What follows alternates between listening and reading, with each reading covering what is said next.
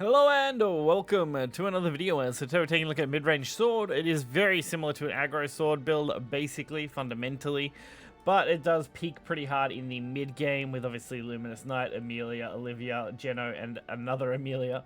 I don't know why they had to name these two cards basically identically, you know, Amelia and Emilia, like, so close either way. But hey, this deck performs reasonably well. It's a really solid deck. It's not incredibly complicated. It's basically just aggro rush early game, flood board mid game, win with Albert or big follower late game. So pretty straightforward and simple in that regard. You're not really doing too many crazy things, and you can smash out games reasonably quickly whether you're going to win or whether you're going to lose. So we're going to get right into it and take a look. So first up, we're going to have a Portalcraft match. These were all taken from AA Sapphire group, which is crazy because up until today, I was in Topaz last night because I had an awful run last night when I was messing around. So we managed to climb back up pretty quickly with an aggro dragon build, and then I decided to play sword for a bit. And it's done very well, honestly. It's done about as well as my aggro dragon, which is pretty good. So we start off with a simple Luminous Knight play early. Like I said, it makes some pretty early aggro pushes is what I like to do with this deck. And then try and just control your mid game with just continuous board flood until you get to about Albert turn. Try and get your opponent within Albert range as much as possible. And even if you're slightly out, you can always double Albert them usually. So it leaves you with a few options. We are seeing more and more Puppet focused or hybrid-y Portal decks. Personally, I think Puppet is at least the stronger of the two currently. A lot of decks have worked out what Portal likes to do and has a lot of good answers to deal with it. So we get pretty aggressive here, some nice early damage in. The 2-1 is a really nice removal card as well. Especially when you're trying to set up your 4-drop turn. Fortunately, we don't have our 4-drop turn, so not quite as good, but hey. Maybe the draw? Nope, we draw Geno. So, we evolve the Lance Trooper here so we can get the extra damage in. And then I just play Hound to board to trade off. That way we can get them just 1 damage away from being Albertable. That way we can put some pressure on them to either have to heal out of Albert range by turn 9 or to just, you know, die to Albert basically. Which is where I like to keep my opponent at this point in the game. Now I will say I haven't played a absolute metric shit ton of Sword, but it is currently I think the second highest win rate deck, only behind Dragon.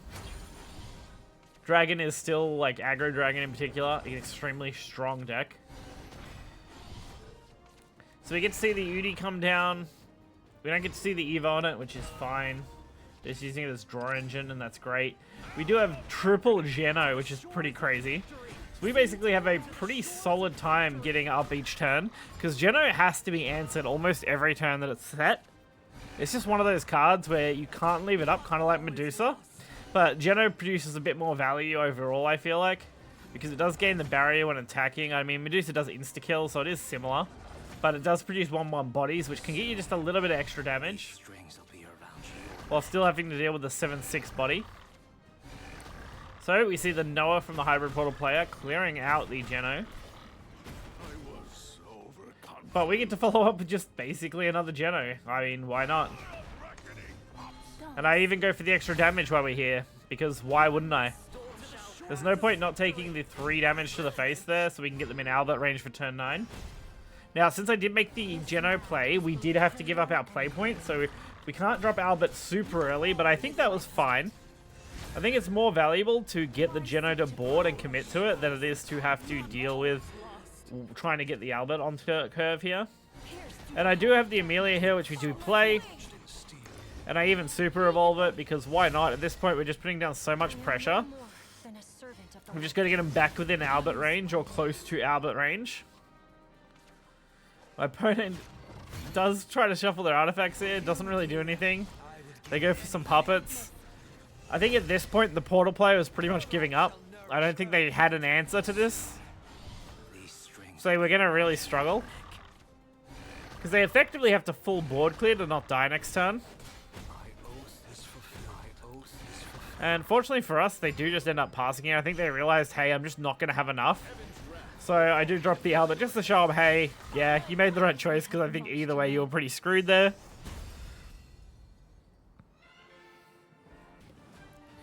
Following on from that match, we have a sword matchup. So we have the mirror match effectively. Like, the most sword decks are going to be running this kind of mid-aggro variant most commonly.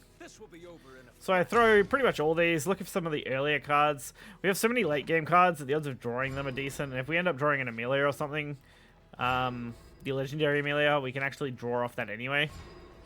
So I don't end up throwing the Luminous to board this time. I decided to hold, just because I know we're playing against another similar deck that I have to deal with. So we get our board down now. They do end up Apolloing here, which is a little rough. It's kind of a pain. We do get the Zirconia, which isn't a bad pickup, especially when we're dropping the 2-1 here. So they're either going to have to trade into this or have something from hand, which they end up having their own sniper, so not too much I can do. But we can now pressure them with the Zirconia if we want, or we can even just drop an Albert for big damage, which is the choice we do end up making since we have double Albert. This just secures us 10 damage and sets a decent body to the board that has to kind of be dealt with now. Which you'll find is a common theme for this deck. It's dropping threats that have to be dealt with. Because if they aren't dealt with, risking taking too much damage really puts you in a bad spot. So this time I decided to go for the Zirconia. That way we can kind of develop a little bit of a board. Hold off another turn, hopefully. They do go for Hound, which does give them a perfect clear. Like I said, the mirror is a bit like that. You're kind of just trading off cards here and there. Trying to chip in the damage where you can most of the time.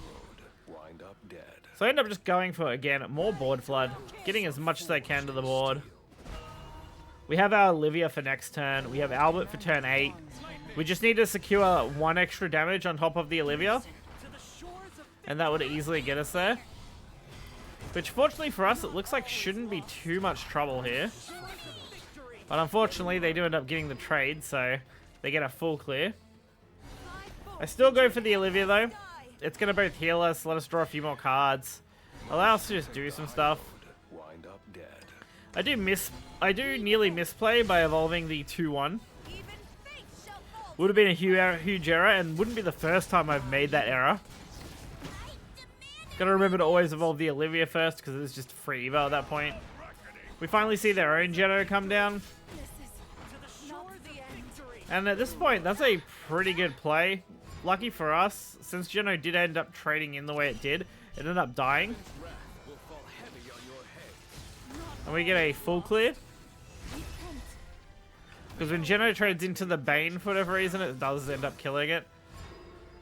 But yes, we get the extra 12 damage off our Albert. Leave him on just 1 health while we have another Albert in our backline here. So even if they heal up to 6, we can take them out, provided they don't put up a ward with more than 3 health.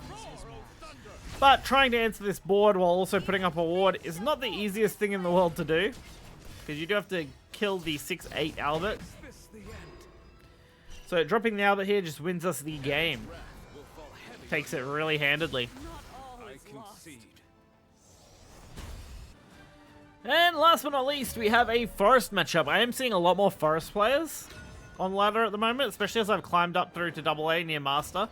Especially when I see Master Group players, quite often I'll see a Forest play here and there. So we end up with the double Geno, Royal, and Zirconia. Not really anything too crazy for our early game. Royal Coachwoman isn't actually a bad one though. It basically goes 3-for-1 with the fairies, so it's not the worst card in the world to open early here against Forest. Really would have liked a couple more early cards though. So there's a bit of a bricky hand, although the Hound again is also not a bad card. Because Hound would allow us to take out the 1-3 if we'd like to. And it will develop our board just a little bit while Zirconia is still there too. Although we do end up withdrawing the Luminous, so I end up going for the Luminous instead, just flooding the board a little more for the Zirconia play. Since we can drop Hound on turn 6 and use that as a board clear instead later. I feel like this ends up just being a slightly better overall play. Although they do end up doing the return and full clear anyway, so it doesn't really end up mattering too much at this point. But we go for the Zirconia anyway. It's a really nice body, and we're not dealing with too many high-cost cards here.